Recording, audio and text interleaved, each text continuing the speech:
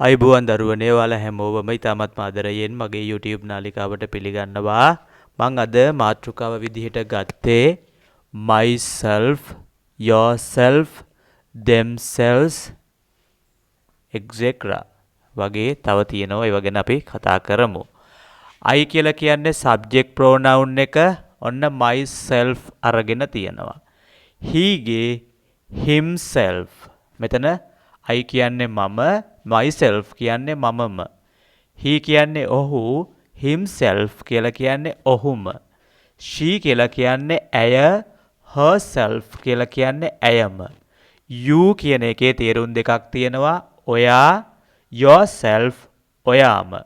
you කියන එකේ තව තේරුමක් තියෙනවා. ඔයාලා, yourselves ඔයාලාම. we, ourselves. we කියන්නේ අපි, ourselves කියලා කියන්නේ අපිම. they own themselves කියලා කියන්නේ ඔවුන්ම.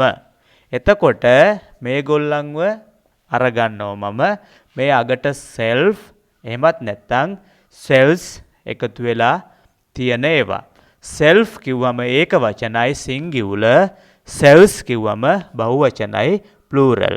මේගොල්ලන්ට අපි කියනවා reflexive pronouns කියලා. එතකොට මම අද වීඩියෝ එකෙන් කතා කරන්නේ මේ reflexive pronouns සහ ඒවා කොහොමද වාක්‍යවල යොදන්නේ කියලා. උදාහරණ අංක 1ට යනවා. I looked at myself in the mirror. මම කණ්ණාඩියෙන් මාව බැලුවා. දැක්කා කියලා කියනවා. දෙවන එක he cut himself with a knife. පිහියකින් ඔහුවම කපාගෙන ඔහුගේ කැපිලා කියන එක තමයි මේකේ සිංහල තේරුම වෙන්නේ. තුන්වන උදාහරණය we had a good holiday. අපිට හොඳ නිවාඩුවක් තිබුණා. we enjoyed ourselves. අපිම විනෝද වුණා කියලා කියනවා. ඔන්න මම අද වීඩියෝ එකෙන් කතා කළේ reflexive pronouns ගැන.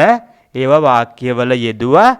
අපි ඊළඟට බලමු මේ reflexive pronouns වලට කලින් by දාලා කොහොමද වාක්‍යවල යොදන්නේ කියලා.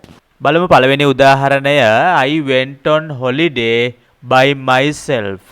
මම තනියම by myself කියලා කියන්නේ මම තනියම නිවාඩු ගියා කියලා කියනවා. නිවාඩුවට මම තනියම ගියා කියලා කියනවා. නැත්නම් මම තනියම නිවාඩු ගියා කියලා කියනවා. දෙවන වාක්‍යය was she with friends. ඇය යාළුවොත් එක්කද හිටියේ කියලා අහනවා. උත්තරේ කියනවා no she was by herself. නෑ ඇය තනියම by herself. ඇය තනියම හිටියේ කියලා කියනවා. ඔන්න by myself කියලා කියන්නේ මම තනියම, by herself කියලා කියන්නේ ඇය තනියම.